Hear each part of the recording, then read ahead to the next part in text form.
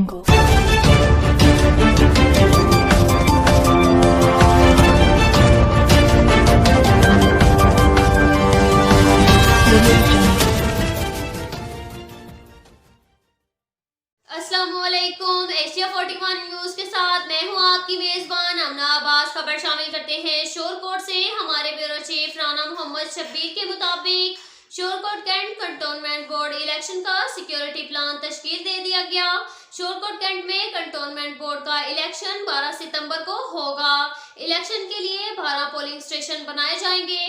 Cantonment board के election के लिए 2 वार्ड्स बनाए गए हैं। दोनों वार्ड्स में मुस्लिम लीग नून का एक उम्मीदवार हिस्सा ले रहा है, जबकि पीटीआई और पीपल्स पार्टी का कोई उम्मीदवार सामने नहीं आया। 24 पोलिंग बूथ कायम किए गए हैं। 18 उम्मीदवारों के दरमियान मुकाबला होगा। 14,278 वोटर्स हक़ राय दही इस्तेमाल करेंगे।